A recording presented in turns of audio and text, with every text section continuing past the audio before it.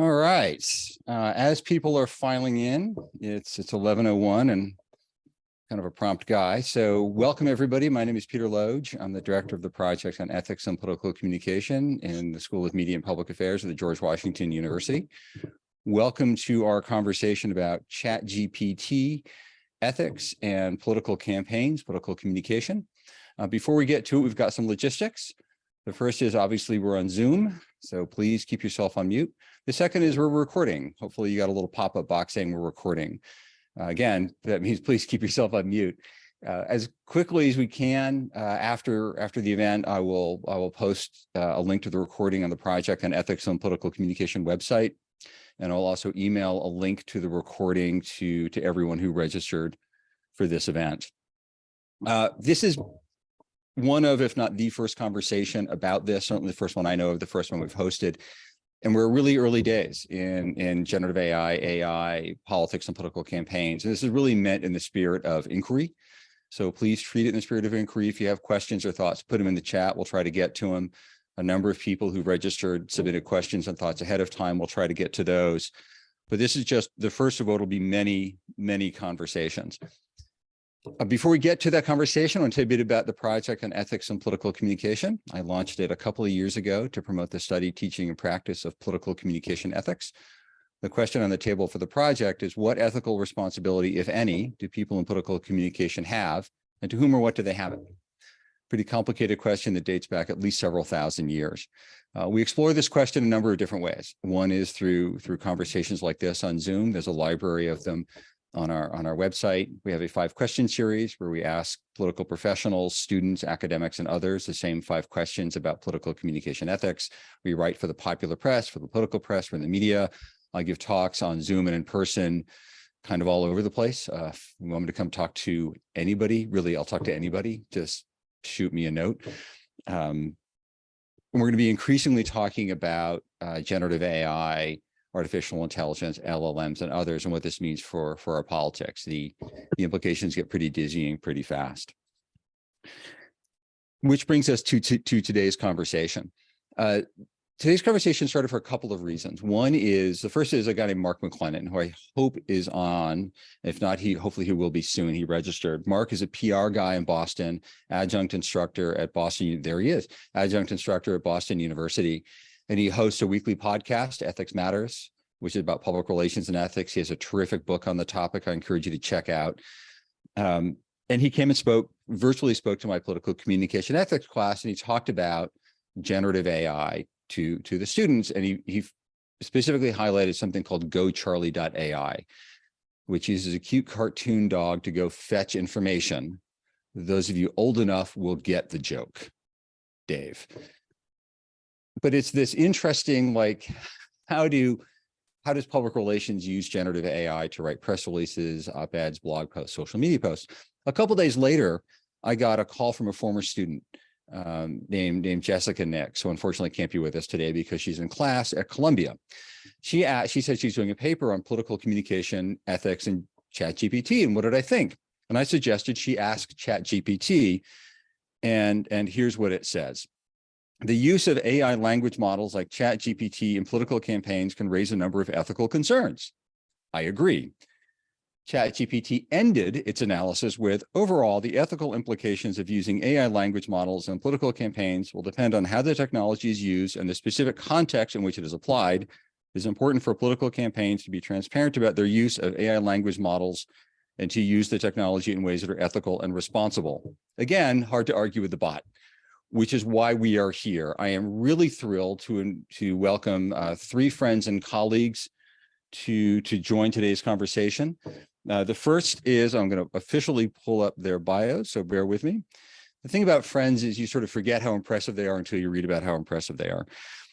The first person talking is going to be Dave Karpf. He's an associate professor in the School of Media and Public Affairs with me at GW. He's also the co-host of Office Hours with Karpf and Loge. For those who can't quite get enough of us being smartasses together, it's roughly bi-weekly. Not the time to plug it. He's an award-winning author of Move On Effect, The Unexpected Transformation of American Political Advocacy in 2012 from Oxford University Press.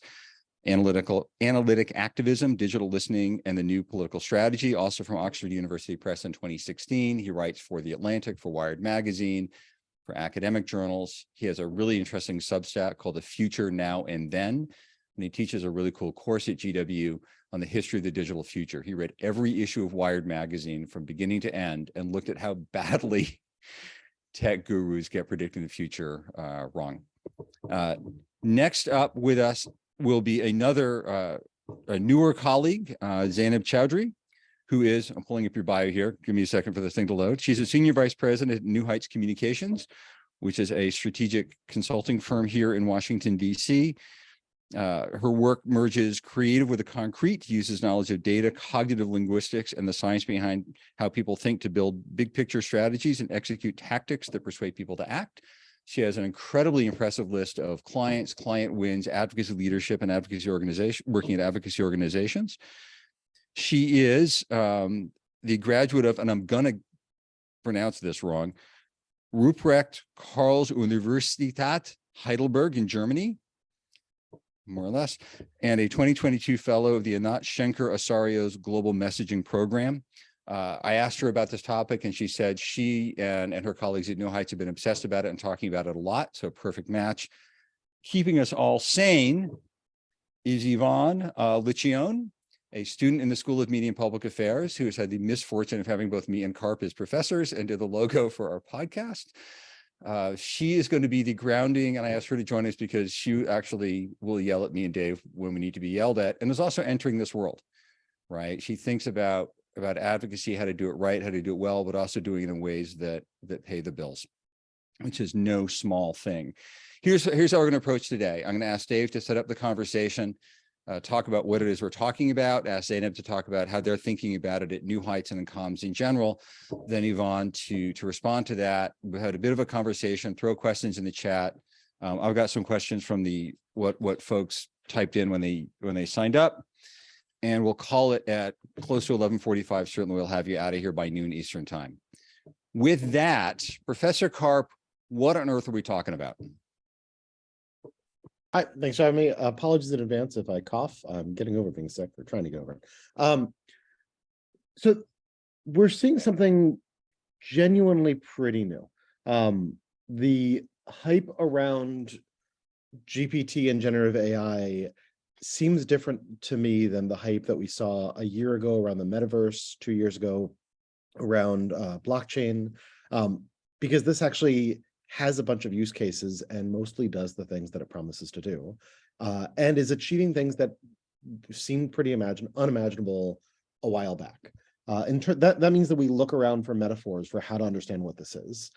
And the main metaphor that I've been using is, I think it's useful to think of ChatGPT and generative AI in general as a cliche generator. And let me say a bit about what that is and what it isn't. Another way to think of this is autocomplete on your phone if it was scaled up 10,000 times. So the real breakthrough that has happened here, because these companies have been working on AI at least for a decade, or if you look back further, you can go back 4 decades. And the breakthroughs that are happening right now are mostly of the sort that happens when you say, instead of having 1 million parameters, what happens if you have several billion parameters? What happens if you just get the data bigger and bigger and bigger? Do you get some properties emerging from it where it just starts to work a lot better? And it turns out that the answer is yes. If you get your models big enough, if you train your models on just insane amounts of data, then autocomplete becomes not just something that can kind of figure out on your phone, what are the next 3 options for a word that we think are what you might want to say. But it can start figuring out guessing what the next word is. That's basically what it's doing for text generation with a much greater degree of sophistication.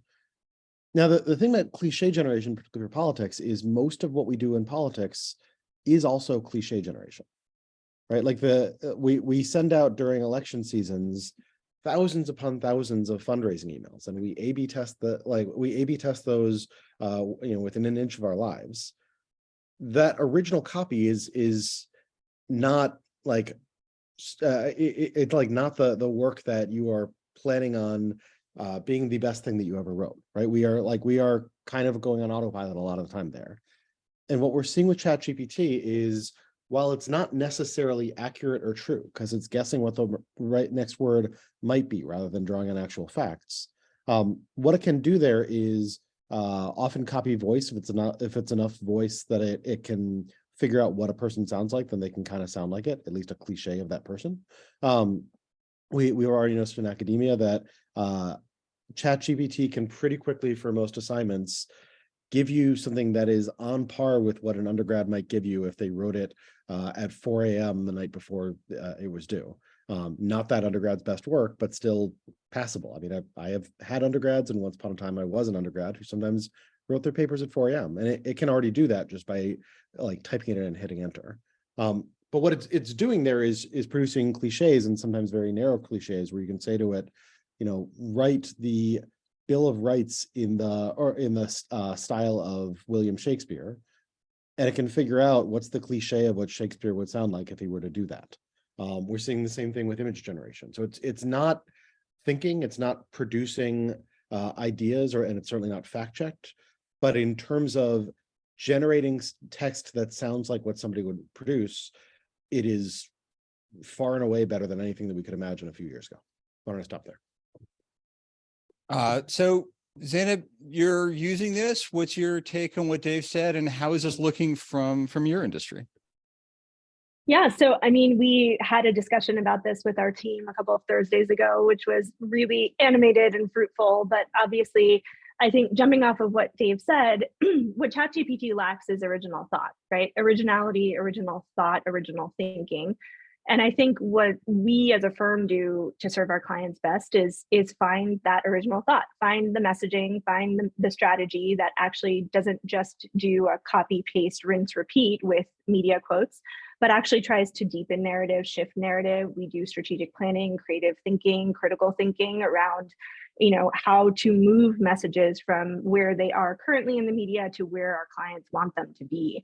And then we execute on that. And so, we went back and forth, and we've tried it out to see how it forms, say, a messaging guide for a client or an op-ed for a client. And it is fine as a starting point. It is a tool, probably, but less so, something that we can serve as a finished product to our clients. And I think, we often advise our clients that a lot of the communications work that we've tended to do in the advocacy space is defensive, it's reactive, it tends to sort of play in the sandbox that our opposition has created and fight within that sandbox. And so what we often urge the folks that we work with to do is build their own sandbox. What does this world that you envision look like, and how do we bring people into our sandbox? How do we make them sort of work within that sandbox? And so I think what we sort of went back and forth on is, could this take on instead some lower level cognitive tasks that allow us to then engage in higher level thinking, right? And so we've talked about how every tool that humankind has created, from sort of print books and print words and newspapers, and then the internet, and then email, has all served the function of sort of taking on more brain work that we do in things like, GPS will help us navigate, so we don't have to use our brains to necessarily pull out a map and figure out directions, but we can then use that capacity for higher level thinking. So I think, for us, it's like, could ChatGPT help us research reporters? And obviously we need to double check, because ChatGPT also sort of spits out information that's not always correct. And so the critical thinking piece is absolutely necessary, and it can provide a jumping off point. It can provide sort of that language. I think what's interesting about ChatGPT is that compared to earlier AI, it's much better at forming sort of beautiful thought and beautiful thinking, but it is not original. It is something that you can use as a starting point, as a jumping off point, and as a tool. Again, it is a tool. It is very dependent on how we use it. And what we feed it. We were talking right before folks joined about Kevin Roos and that piece in the New York Times about ChatGPT as Sydney, and like freaking him out and him worrying about what AI could do.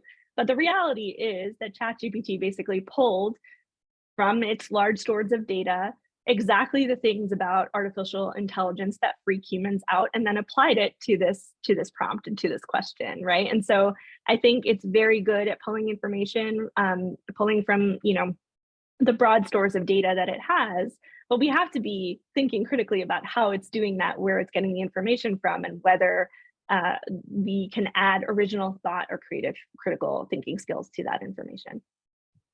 So Yvonne, you're about to enter this world. You've interned and worked at consulting firms and on campaigns. You've learned strategic communications from the best. I humbly suggest. What do you make of all of this? What's next? What are your concerns? What do you see the opportunities? All of it. Yeah, so since starting this semester, basically all of my professors have made a point to say to each of our classes, do not use ChatGPT. And for the most part, that's largely been my exposure to it. I haven't used it because I have yet to find a reason to use it. Just because of my education, like I normally prefer analog methods because I think that kind of idle time for your brain is really good. So ChatGPT has been discussed as an unsticking mechanism almost. If you are trying to start a paper, if you need to outline something and you don't know what you're going to say, throw it into the AI, see what the AI spits out, and then work from that, which I think is really useful and just a really important time saver with emails and with mindless repetitive tasks. But sometimes I really like the process of having to unstick yourself, going on a walk, trying to do, like, I don't ever want people to sacrifice brain function for ease, which is a little bit of a concern of mine with ChatGPT. It is funny that it is like that we discussed it as a cliche generator, because I've been taking Andy Burness's class recently and he hates cliches. We just submitted our pitch letter, and one of the most important things he made sure to discuss with us is do not start with a cliche. Don't ask people how their day is, how's the weather. It's going to read poorly. And I think that degree of empathy, not only to understand what humans care about, but also to understand where your opponent is coming from, is obviously something ChatGPT lacks and something that I don't think is replaceable. I'm a little bit worried about it potentially replacing internships though, especially if they're repetitive tasks, because those repetitive tasks, when young people do them, I think can be really important to just building your skill set and learning how to work in an office. So I want to hang out on that for a minute before we get to some of the questions. So first, for those of you who don't actually work at GW, Andy Burness, the class Yvonne was talking about, runs a firm called Burness Communications. He's an adjunct professor, smart, interesting guy. One of the folks we're lucky enough to call a colleague. One of the things that I think you raise a really important question, which is what does it do for internships, but also entry-level jobs? Campaigns and Elections, which is a publication for the political campaign industry, the ad guys, direct mail, texting, that sort of thing, has had a couple of pieces on ChatGPT. A couple of consultants have run it through its paces and found what you all have found, which is it's good at producing entry-level staff work, blindingly fast and for free. You don't have to be nice to it. You don't have to feed it, and it gives you reasonable first draft copy, which means it's harder to get those jobs. It's harder to learn the skills, harder to progress. And we keep repeating the same sets of metaphors and, catchphrases. Yvonne, as somebody who thinks about this and who's about to try to get a job in this space, what do you think? And then I want to run back to the panel. I think, yeah, so I am worried about this potentially stealing my jobs, but I think you really can't replace people's own lived experience and the perspective that gives them, regardless of what that lived experience is. I think we are all products of our environment, and there are certain things that I think ChatGPT can do really well, but can't replace. I have a friend who, for his speech, tested whether or not ChatGPT said that 200 pounds of feathers or 100 pounds of bricks was heavier. It said that they weighed the same because that's the association. So there's also, I think, a degree of human filtering that ChatGPT can't do. Dave, I want to come to you and then enter you and Zainab, because you're going to be the one who has to sort of navigate this and hire and mentor people like Yvonne. But Dave, what do you think?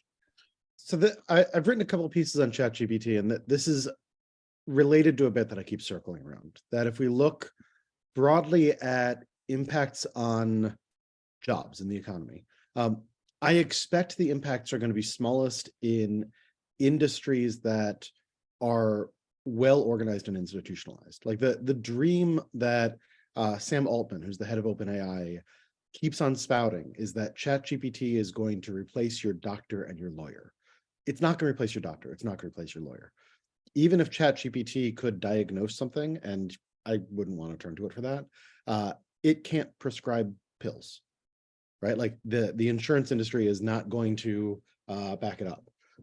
It might be able to write a legal contract. It's not going to be able to enforce it. And if anything's wrong in that, that's going to be very expensive for whoever tried to cut costs there. The places where it's going to have the biggest impact in the economy are the parts of the economy that are dominated by freelancers and generally more precarious. So we've been talking about text rather than image, but before ChatGPT, the same company came out with DALL-E 2 that was also like sparkling and exciting. And I like playing with it because I'm bad at art, and now I can play with it and get some art. But that has really scared and worried digital artists because that is mostly a freelance-based industry. And they're looking at that and saying, oh, if the companies that already didn't want to pay us can now get away with a worse version of our art for much less money, yeah, that's probably going to happen. That's probably going to be terrible for this industry that already was pretty precarious. And I think that's the thing we're broadly going to see working out over the next few years is those industries that are not that aren't good at protecting themselves are going to get torn up by this, not because it's better than them, but because it's cheaper than them and it's sparkly and new. And I'd say what I'm not sure of is where political consulting or politics in general falls in that range. Like how well protected versus how precarious is it? Like I wonder whether companies are really going to get rid of those internships so quick, because on the one hand, they pay their interns a little bit and they could save that money. On the other hand, part of why they like those internships is they can identify from that who are the people that we want to have a relationship with and hire. And if they switch out generative AI for that, then they're going to have to find some other way to figure out who do we want to hire for the next stage roles. My guess, that's not to say that it won't do anything, but my guess is it'll be a little slow because the things that companies are using their internships for aren't just producing like intro quality work, and they're going to want to figure out what are we doing with the rest of the stuff next. Also, while it sounds really exciting right now, we've already seen CNET and a couple other outlets rely on this for journalism, and it went really poorly for them. I don't think you want to be the political campaign or the political consultant who gets caught making the first error here. So like I would urge everyone to move slowly because I think the reputational downside is really high. Like the risk factor is pretty high. And you don't want to become famous as the political consultant or the campaign that blew it because you decided that you could have a generative AI do this for you. So I think we're going to move slow, and I also think we should move slow. So we happen to have a communications consultant who's been thinking this through. Zainab, you can answer some of Dave's questions. Yeah, I mean, so I'm going to answer some of Dave's questions, but also like to Dave's point, the Vanderbilt University letter to the University of Michigan that was found out to be generated by ChatGPT was not a good look for them.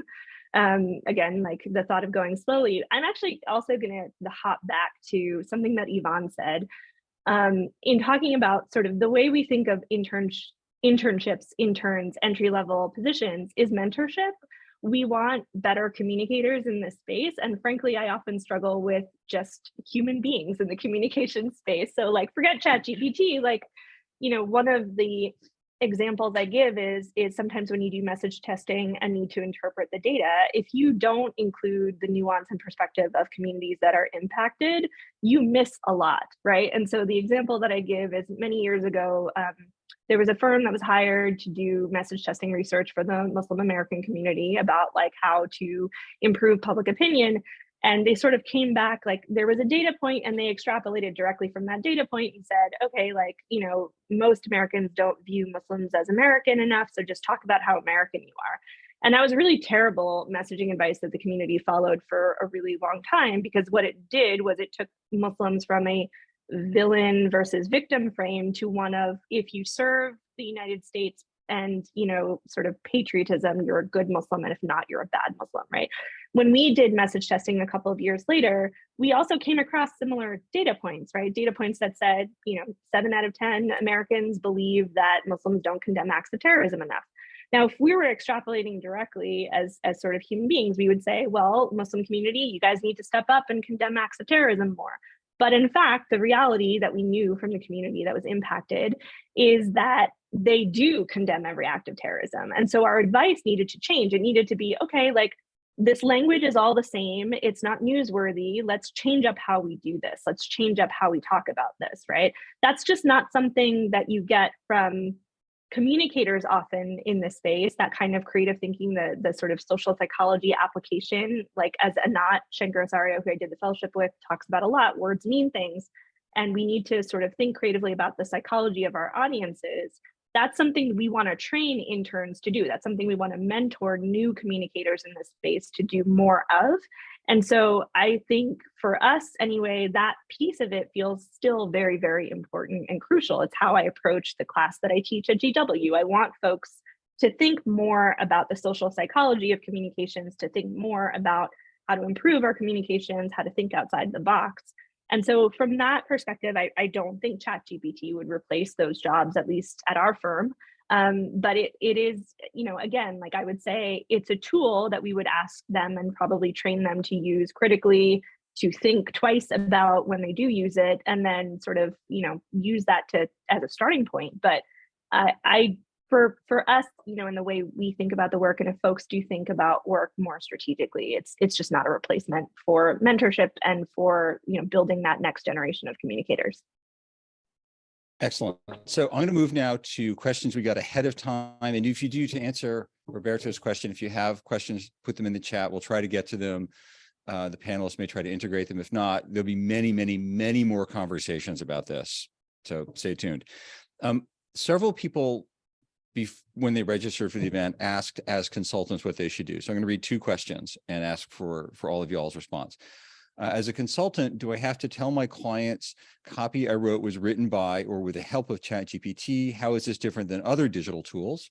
And somebody else asked, how can we use ChatGPT to write better advocacy prompts? Is this an ethical use of platforms to help fine-tune motivating people to care? I want to go sort of reverse order. So Zainab, what do you think? And then Dave, and then we'll end with Yvonne. Yeah, it's interesting. We talked about whether you need to tell a client, and what, you know, again, what we kind of hit on is it's not in our eyes, it's not a finished product that you would present to a client in the first place. You know, it's probably equivalent to, like, you know, going on Wikipedia, doing your research, looking online for resources, and then using that to build a better draft. When we did put prompts in for it to come up with a draft, it, you know, again, it was fine, but definitely not something we would present to a client in its form. We would work with it. And in that case, you know, if you're working with it and you're changing it and you're, you know, building it out, then I would say probably not as necessary to say that it was generated by ChatGPT. If you're just presenting your client with exactly what ChatGPT pulled for you, then probably yes. And then in terms of advocacy prompts, again, I think my concern with that is originality.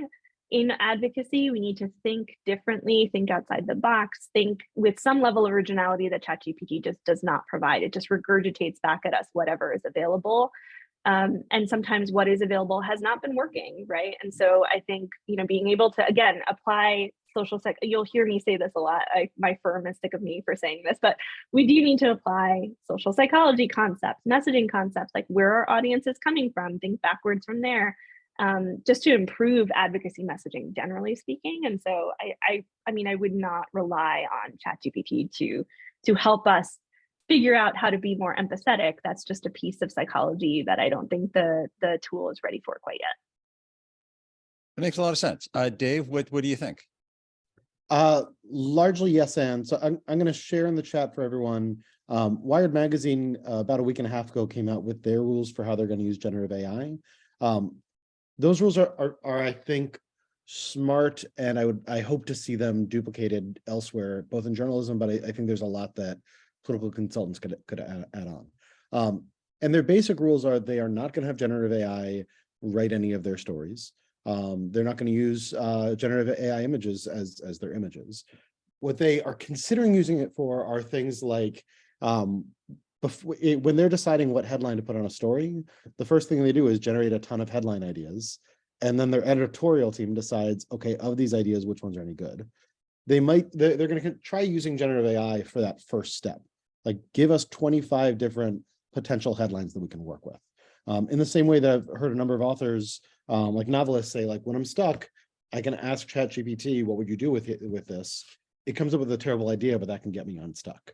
So using it as a research tool, particularly one that is not telling you what is true or false, because again, it's making stuff up, or at least you don't know whether or not what it just said is made up or not. It will, if you ask it for citations, it will create made up citations, because it is just guessing what sort of words would come next. It has no theory of truth.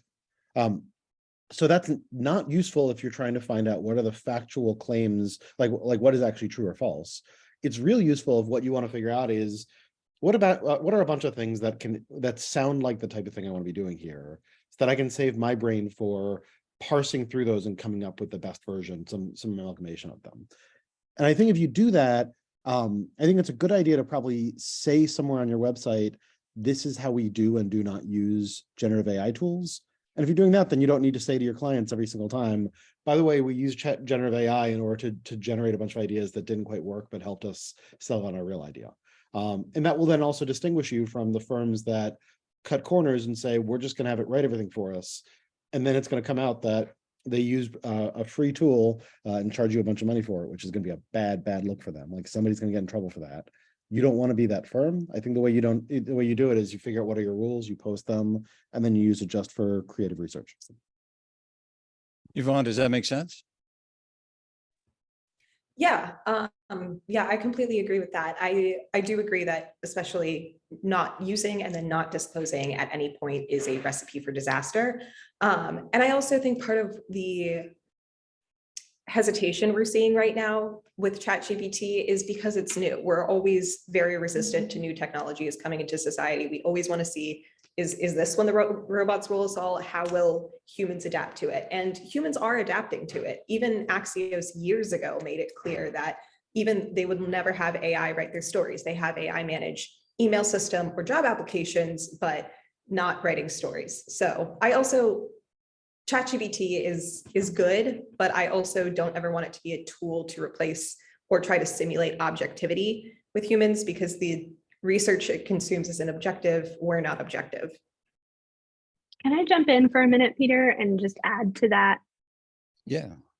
So, again, like the way we often think about our work is audience, like where's our audience at, and work backwards from there. We've talked about how ChatGPT doesn't really provide original thought. And I think the interesting thing to me about the Trump MAGA phenomenon is that it's provided originality in a political space that's not original. Like, the political space is full of cliche. It is full of, people spouting the same talking points, the same sort of robotic applause lines, and Trump, for whatever, his bajillion flaws, is good at providing something that's different, something that's original. And I think people have been thirsting for that, have been looking for that. And I think that's part of the appeal. And he's on the dangerous side of that appeal. But there is a positive way to use the appeal to bring more originality in. And so I think, we are thinking of it from a use perspective, from an audience perspective. I just don't think ChatGPT's work lands with our audiences in the way we'd want it to.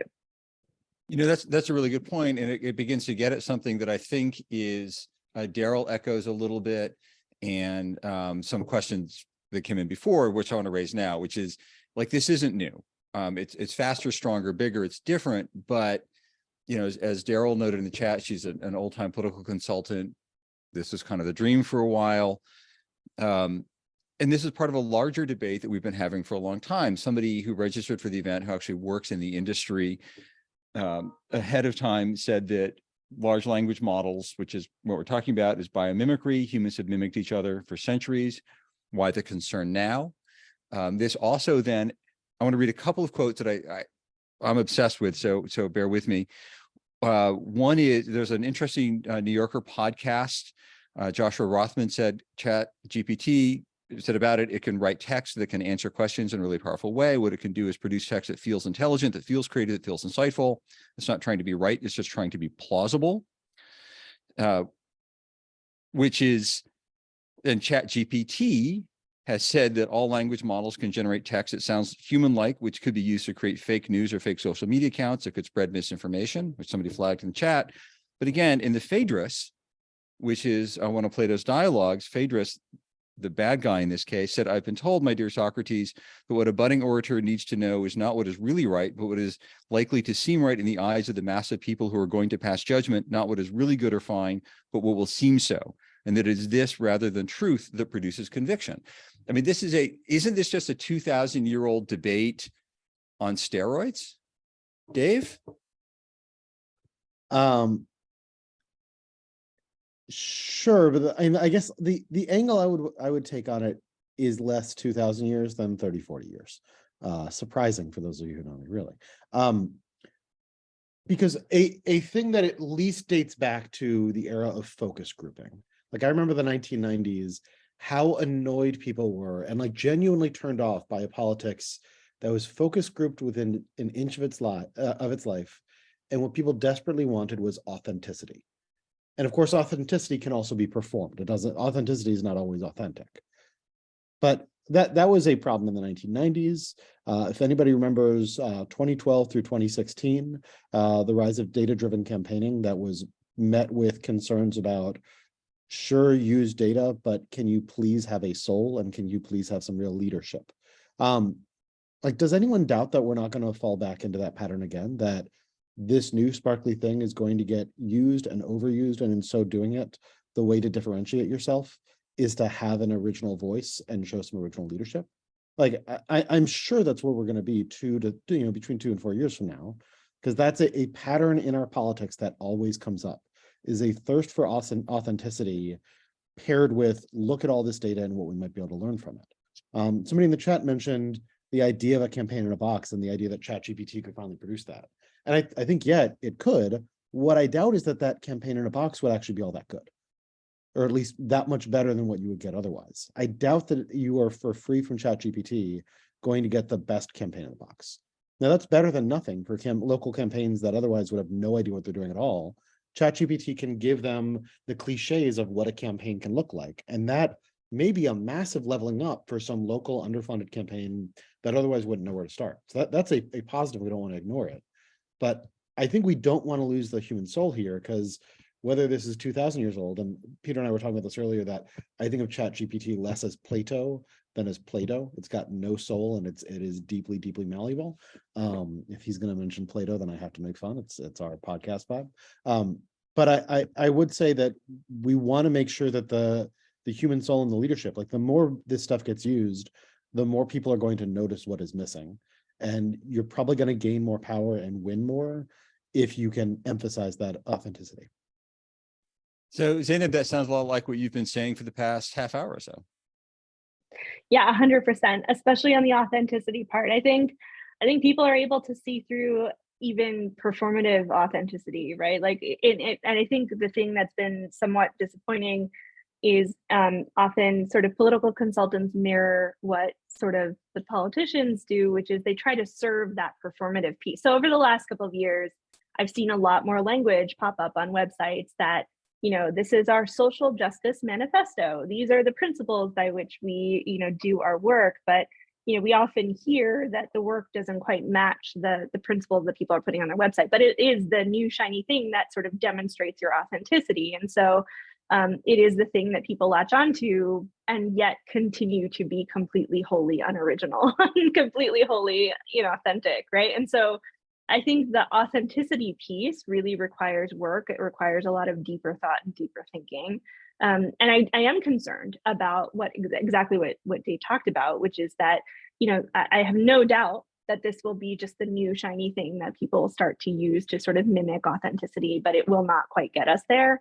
And, the other part, the flip side of this, obviously, I think I'm less concerned about the dangers of AI in taking people's jobs. I'm more concerned about the mis and disinformation piece that we've already not been able to solve for. I mean, for the last couple of years, we've not been able to solve the problem of mis and disinformation on social platforms. There's, many years ago, and I refer to this podcast episode still to this day, Reply All, which is a podcast about sort of science and tech and ideas, had an episode called The Prophet, and it was about this woman in Mexico City who's a journalist.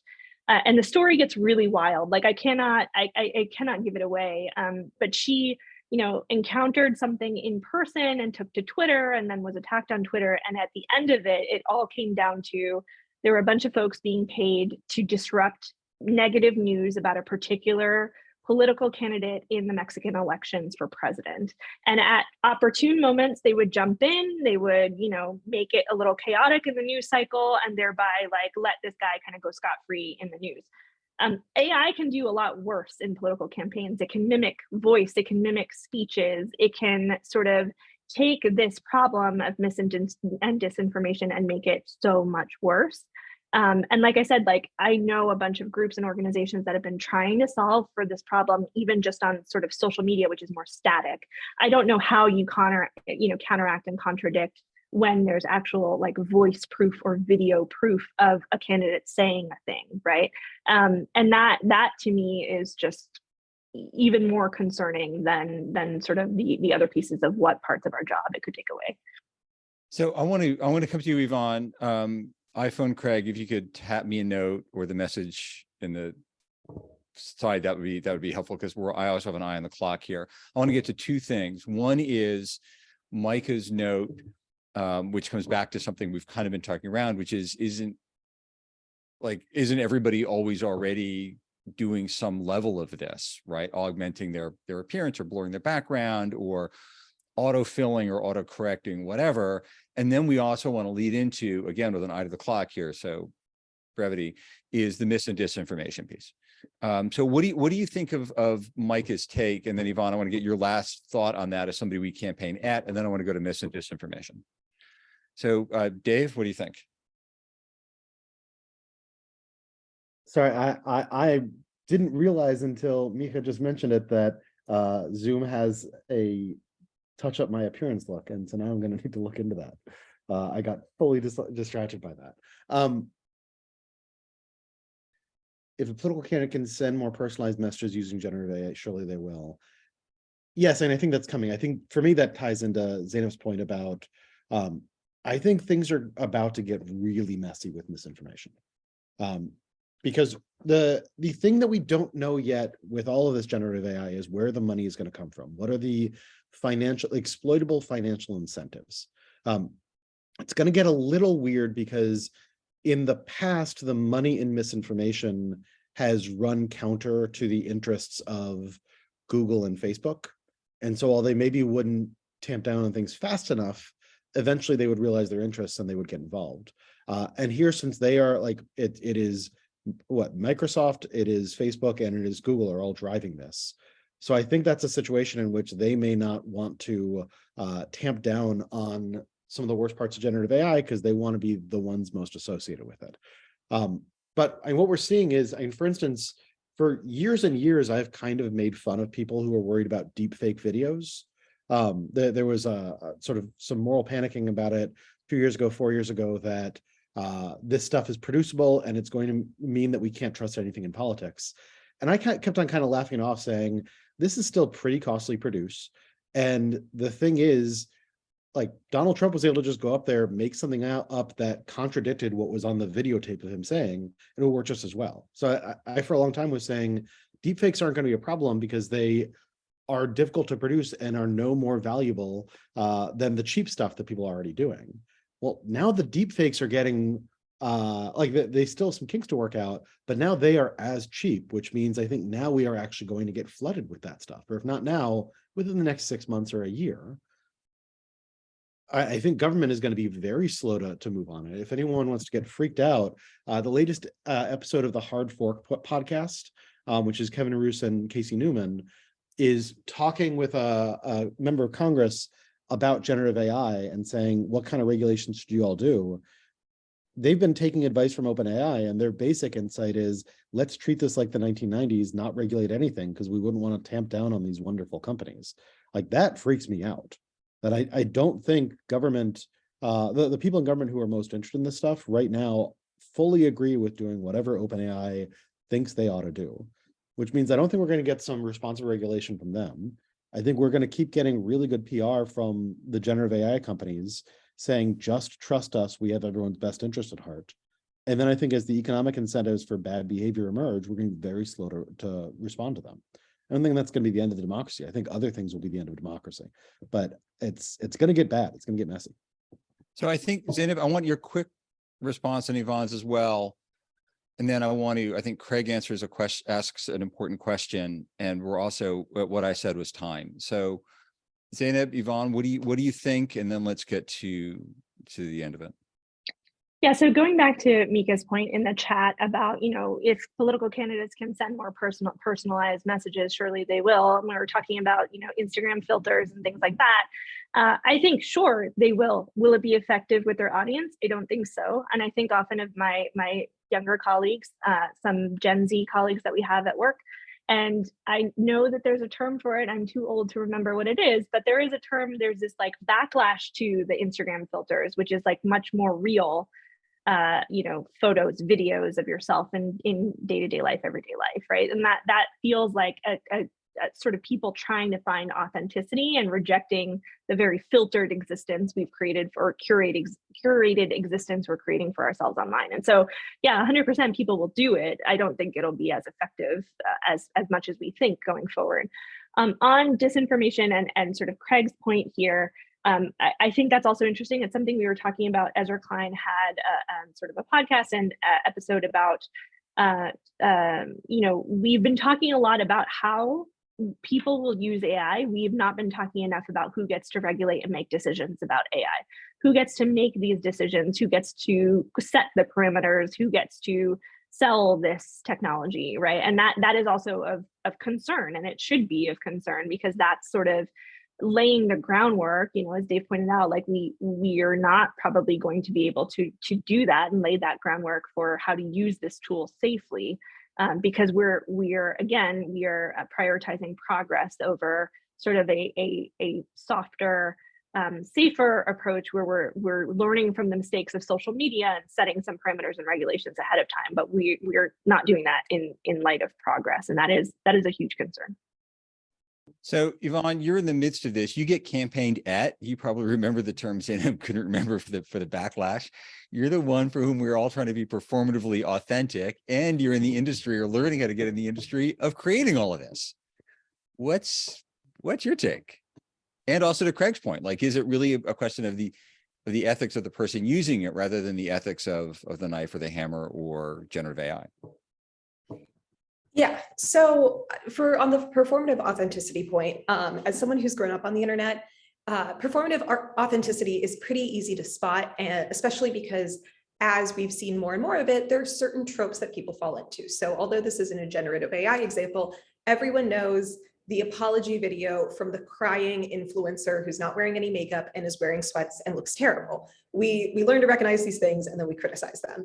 Also, like all tactics, ChatGPT can only work for so long before we all get sick of it and then immediately read something and know that a robot wrote it. I'm a little bit concerned about the implications of OpenAI in Florida, specifically with all of the press freedom attacks DeSantis is trying to do, because if you want to replace journalists, we now have a tool that doesn't necessarily care about being right or being moral. I do think that to a certain extent, yes, ChatGPT, like it's all about whether or not how a person uses it, but I also think we shouldn't enable misuse. And again, the more guardrails we put in, I'm not going to argue against them. I'd rather there be guardrails than no regulation and disaster. I think that makes a lot of sense. Interesting makes a lot of sense and a lot more and more to chew on. A couple, two thoughts, and then I'm going to ask for closing thoughts from everybody, then I'll officially close. There are a couple of members of Congress thinking hard about this. Ted Lieu is thinking hard about it, talking about it. I think Senator Warner might actually be taking a course in generative AI at George Mason University. And Congressman Auchincloss, whose name I'm almost certainly mispronouncing, first-term Democrat from Boston, is read a speech on the House floor generated by ChatGPT to demonstrate both its power and its threat, and to argue for congressional action. They are looking for what to do, and I think they're trying to promote it.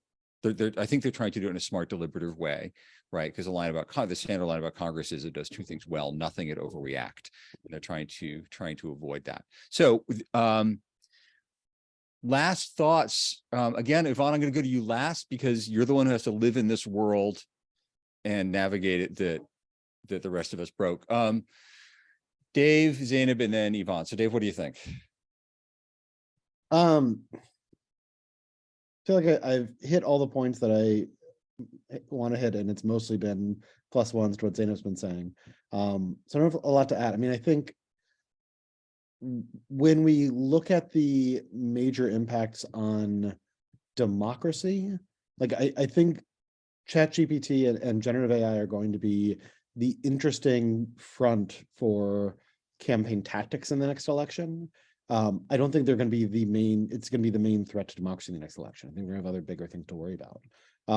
But this is what I guess what I would note is, for the past decade or so, there hasn't been a lot of genuinely new tech to think about, get excited about, and or worry about. This is genuinely, I think this is generally new enough tech that we can, think, get excited, and get worried about it. But we should also just keep in mind sort of the bigger picture of bigger threats that we should keep in mind. Good closing thoughts. Zainab, what do you think?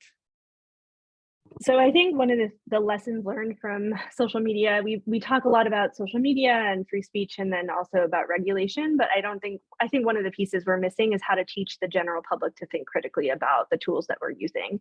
And I think that goes back to how we include that thinking and that learning in education from the earliest stages of education.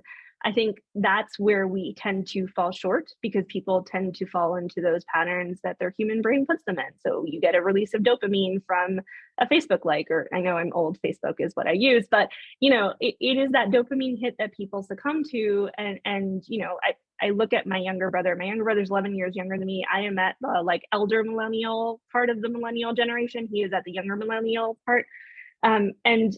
We sort of remember a time when you had to go to the library and physically check out books and not use the internet for everything, but he does not. And his critical, thinking skills are a lot more inadequate than mine, simply by nature of how the world in which we grew up. And so I worry a lot about the public and how the public is learning and thinking, and actually doing a messaging campaign that helps people come on board, brings public opinion on board with, how do we as people hold responsibility for the ways in which we use these tools. So what do you think, Yvonne? You've heard your professors and possible employers talk about this. You're creating it. You're the victim of a lot of this. What's your closing thought? Yeah, I mean, I really agree with everything that was just said. I think it's all fantastic. The last piece that I want to add, that on a little bit of a hopeful note, is that if there's anything I've learned from Burness's class this semester, it's that campaigns and messaging is best when it's counterintuitive, when it surprises people, and AI doesn't know how to surprise people. AI deals in cliches, we deal with counterintuitives. I love that. I was pausing to hit unmute because I was writing that down. AI doesn't know how to surprise people. Fascinating conversation. We're going to continue. I think there's more to continue on how much responsibility is on all of us. How do we teach it? Michael Schur, who created The Good Place, co-created Parks and Rec, wrote a book called How to Be Perfect, gave an interview with Peabody when he won a Peabody Award, noting that the ancient Greeks taught civics, oratory, and ethics as one course. And we don't teach any of them anymore, really. And if we do, they're completely separate. A lot of people beforehand asked about diplomacy, foreign policy, and power. So look for an event about that, hopefully in the coming months, with the Institute for Public Diplomacy and Global Communication. There's be writing on it. Email me stuff. Check the stuff out. Thank you very much to the panel. Thank you all very much for joining. I'll be emailing a link to this conversation around, hopefully today, maybe tomorrow over the weekend. Follow us, check out the website, sign up for the newsletter, and yeah, we'll see you next time. Thank you very much, everybody.